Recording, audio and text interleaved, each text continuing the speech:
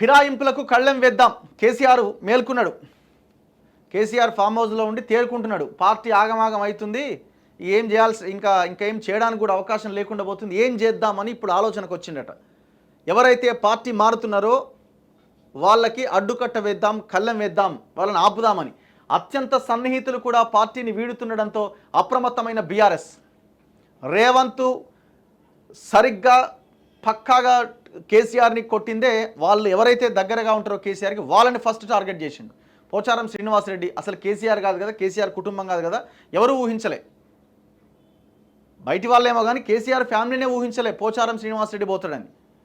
సరే, ఆయన పోవడము, ఆయన చేసిన వ్యవహారం ఇదంతా పక్కన పెట్టండి. ఫస్ట్ అది పొలిటికల్గా మనం మాట్లాడుకుంటే కేసీఆర్కి ఇది ఊహించని దెబ్బ.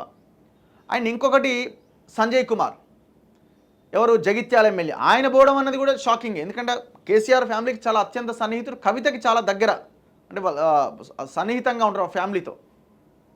సో అట్లాంటి సంజయ్ కుమార్ కూడా వెళ్ళిపోయాడు. ఎమ్మెల్యేల్లో భరోసా నింపేందుకు ఈ వారంలోనే అధినేత కేసీఆర్ సమావేశం అట. దానికి కూడా ముహూర్తం చూసుకుంటుడు సారు. దానికి కూడా ముహూర్తం చూసుకొని వచ్చే వారం ఆ వారం అని చూస్తున్నట. ఆ లోపు నీ పార్టీ ఖాళీ అయ్యే అవకాశం ఉంది. విదేశీ పర్యటన రద్దు చేసుకొని ముందుగానే రాష్ట్రానికి వస్తున్న ప్రశాంత్ రెడ్డి, పల్లా, వీళ్ళు పెద్ద తోపు లీడర్లు వీళ్ళిద్దరు. ఈ పార్టీని ముంచడానికి ఒక కేటీఆర్, ఒక పల్లా రాజేశ్వరరెడ్డి చాలు. ఇద్దరు చాలు. ఈ పార్టీ వాళ్ళకి మైకిస్తే అయిపోయి పార్టీ గంగల కలిసిపోతుంది. కేటీఆర్కి, పల్లా రాజేశ్వరరెడ్డికి. ఫిరాయింపులపైన సుప్రీంకి వెళ్ళాలనే యోచనట. సిగ్గులేదా? సుప్రీంకోర్టు దాకా పోతాడట. జనం ఏమంటారు ఇప్పుడు? మరి నువ్వేం చేసినావు? దానికి ఏమైనా ఆన్సర్ ఉందా? నీకు నైతిక అర్హత ఏమైనా ఉందా? ఇప్పుడు చేసే వాళ్ళది కూడా మాలాంటి వాళ్ళని తప్పు పడతాం ఖచ్చితంగా. ఈ గవర్నమెంట్ కూడా మీ పార్టీ నుంచి తీసుకున్న ఎమ్మెల్యేలను తీసుకున్నాను కూడా మేము తప్పు పడతాం. ఎందుకంటే దొంగలను, దోపిడీదారులను ఎట్లా తీసుకుంటారు, మంచోనైనా కూడా ఎట్లా తీసుకుంటారు, అది నైతికత ఎట్లా ఇద్దని. కానీ నీకేం అర్హత ఉన్నది? సుప్రీంకోర్టు దాకా పోతాడట. 2014లో గెలవంగానే టీడీపీ ఎమ్మెల్యేలను తీసుకొని పార్టీని విలీనం చేసుకున్నావు, ఎల్పీని. కాంగ్రెస్ 2018లో వచ్చినాయి వాళ్ళకి 18 సీట్లు అయితే అందులో 12 మందిని లాగి కాంగ్రెస్ ఎల్పీని విలీనం చేసుకున్నావు. చివరికి బీఎస్పీ నుంచి 2 గెలిస్తే ఇండిపెండెంట్ వాళ్ళని తీసుకున్నావు. చివరికి కమ్యూనిస్ట్ పార్టీ లీడర్లను కూడా తీసుకున్నావు కదా. ఆయన ఎవరు? దేవరకొండ ఎమ్మెల్యే. ఆయన ఎవరు? వెంకటరెడ్డి అని పేరు ఉండే కదా. ఆయనని మునుగోడు ఎమ్మెల్యేని గతంలో తీసుకున్నావు, సిపిఐ ఎమ్మెల్యే. నువ్వు ఎవరిని వదిలిపెట్టినావు? ఇప్పుడు అడిగినట ఆ ఫిరాయింపుల మీద సుప్రీంకోర్టుకు పోతారట. నీకేమన్నా నువ్వు ఫస్ట్ ఆన్సర్ చెప్పాల్సింది ఏంటంటే, నీ పార్టీ అధికారంలో ఉన్నప్పుడు నువ్వెందుకు పక్క పార్టీ ఎమ్మెల్యేల వైపు చూసినావు? దీనికి ఆన్సర్ చెప్పు ఫస్ట్. దీనికి ఆన్సర్ చెప్పి అప్పుడు ఫిరాయింపుల గురించి మాట్లాడు. అధికారం ఉందని విర్రవీగితే ప్రజల చేతిలో గుణపాఠం తప్పదట. అంటే నువ్వు ఏంది? మరి నువ్వు చేసిన పని ఏంది? దీనికి ఏం ఆన్సర్ చెప్తావు? కేటీఆర్ చెప్తున్నాడు, నువ్వు 1 వేలు ఒక పార్టీ వైపు చూపిస్తున్నావు, 4 వేలు నీ వైపు చూపిస్తున్నాయి. ఎంత దారుణమైన పరిస్థితి చూడండి వీళ్ళది. ఏ మాట మాట్లాడలేని సిచ్యువేషన్లోకి వీళ్ళు నెట్టబడరు. అత్యంత ప్రమాదకరం వీళ్ళు అసలు ఈ పార్టీ కానీ, ఈ నాయకులు కానీ, ఈ సోకాళ్ళ లీడర్లు కొలాప్స్ అయిపోవాలి టోటల్గా. వీళ్ళు రాజకీయంగా భూస్థాపితం అయిపోతేనే తెలంగాణ ఏమైనా బాగుపడుతుంది. ఎందుకంటే ఈయన చేసిన విధ్వంసము 100 సంవత్సరాల్లో కూడా ఎవరు ఇంత భయంకరమైన విధ్వంసం చేయలేరు. మీరు అనుకుంటున్నారేమో, ఒకరిద్దరు మాట్లాడుతున్నారు, ఇక్కడ అక్కడక్కడ కరెంటు పోతుంది, అక్కడక్కడ ఇది వస్తలేదు, అది వస్తలేదు, మాకు ఈ స్కీమ్స్ ఇంప్లిమెంట్ అవ్వట్లేదు. Total financial crisis. కేసీఆర్ ఒక రకంగా చెప్పాలంటే రైట్ టైంలో అధికారాన్ని నుంచి దూరమైండు. కాంగ్రెస్ రాంగ్ టైంలో అధికారంలోకి వచ్చింది. సింపుల్గా చెప్పాలంటే ఇది. ఒకవేళ కాంగ్రెస్ అధికారంలోకి వచ్చినా లేదా ఇంకొక పార్టీ వచ్చినా రాంగ్ టైమే వాళ్ళకి. నేతన్నలవి ప్రభుత్వ హత్యలే, ఉపాధి లేక 6 నెలల్లో 10 మంది ఆత్మహత్య, అయినా ఆదుకోరా సీఎంకు కేటీఆర్ లేకట. మీరు 10 సంవత్సరాల అధికారంలో ఉండి ఈ చేనేత రంగాన్ని ఏం కాపాడిరో, చేనేత కార్మికులను ఏం ఆదుకున్నారో మీరు చెప్పండి. కేటీఆర్ నువ్వు చెప్పు.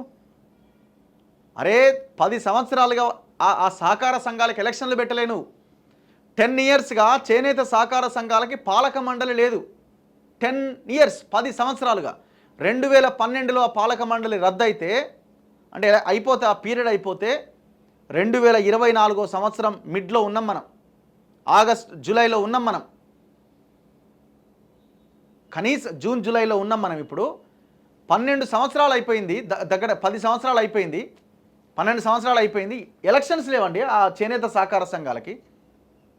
మళ్ళీ ఈ దుర్మార్గుడు మళ్ళీ లెటర్ రాయడం ఒకటి, చేనేత కార్మికుల ఆత్మహత్య, ఎవరి తాలూకు ఆత్మహత్యలు ఇవన్నీ? అంటే 5 నెలల్లోనే ప్రభుత్వం నచ్చక ఇమ్మీడియట్గా ఆత్మహత్య చేసుకున్నారా?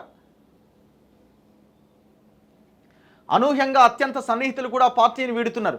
మాజీ speaker Pocharam Srinivasa Reddy, Jagtial MLA doctor Sanjay Kumar Congress కండువా కప్పుకున్నారు. ఇప్పటికే 5గురు పార్టీని వీడగా మరికొందరు కూడా పార్టీని వీడి కాంగ్రెస్లో చేరుతారనే ప్రచారం జోరుగా సాగుతున్నది. దాదాపు 20 మందికి పైగా పేర్లు సామాజిక మాధ్యమాల్లో చక్కర్లు కొడుతున్నాయి. అసెంబ్లీ ఎన్నికల్లో అధికారాన్ని కోల్పోవడంతో పాటు లోక్సభ ఎన్నికల్లో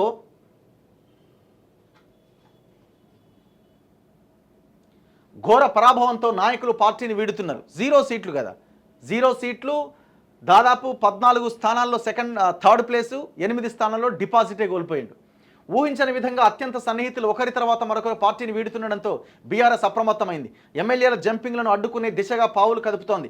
ఒకవైపు అసెంబ్లీ స్పీకర్కు వినతి పత్రాలు ఇస్తూనే మరోవైపు హైకోర్టును, సుప్రీంకోర్టును ఆశ్రయించి ఫిరాయింపులను అడ్డుకోవాలని యోచిస్తున్నది. పార్టీ ఎమ్మెల్యేల్లో భరోసా నింపాలని, వారు సొంత పార్టీలోనే ఉండేలా చర్చలు జరపాలని భావిస్తున్నది.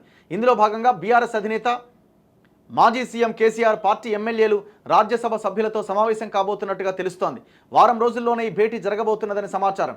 ఈ మేరకు తెలంగాణ భవన్లో ఈ వారంలో ఒకరోజు నిర్వహించే ప్రత్యేక సమావేశానికి పార్టీ ఎమ్మెల్యేలందరూ విధిగా హాజరు కావాలంటూ గులాబీ బాస్ ఫోన్ ద్వారా ఆదేశించిందట. ఈ కారణంగానే విదేశీ టూర్లో ఉన్న మాజీ మంత్రి వేముల ప్రశాంత్ రెడ్డి, ఎమ్మెల్యే పల్లా రాజేశ్వర్ రెడ్డి తమ టూర్ ముందుగానే ముగించుకొని 2 రోజుల్లో రాష్ట్రానికి వస్తున్నారట. షెడ్యూల్ ప్రకారం ఆ ఇద్దరు నేతలు జూలై మొదటి వారం వరకు తమ విదేశీ టూర్ను కొనసాగించాల్సి ఉన్నా అధినేత ఆదేశించడంతో ముందే రాబోతున్నారు. అయితే అసెంబ్లీ సమావేశాల నేపథ్యంలో పార్టీ విధానం, రాష్ట్రంలో నెలకొన్న ప్రధాన సమస్యలు, సభలో అధికార కాంగ్రెస్ను నిలదీసేందుకు ఏ అంశాలు లేవనెత్తాలన్న దానిపైనే ఈ సమావేశం ఏర్పాటు చేస్తున్నట్లు గులాబీ నేతలు చెబుతున్నారు. కానీ జంపు జిలానీలకు కళ్ళెం వేసేందుకే పార్టీ అధిష్టానం ఈ సమావేశాన్ని ఏర్పాటు చేసిందని తెలుస్తోంది. అలాగే ఫిరాయింపులపైన సుప్రీంకోర్టును ఆశ్రయించాలని బీఆర్ఎస్ అధినాయకత్వం భావిస్తున్నది. సుప్రీంకోర్టు దాకా పోతరాటీలు, ఫిరాయింపు సరికాదట. వామ్మో, మరి నువ్వు అధికారంలో ఉన్నప్పుడు నువ్వు చేసిన పని ఏంటంటే దానికి ఆన్సర్ ఉండదు.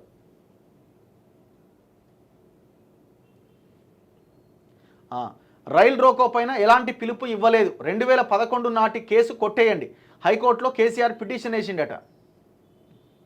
గతంలో ఆయన ఏదో రైల్ రోకో పిలుపునిచ్చిండని, ఇది మూమెంట్ సమయం ఇది తర్వాత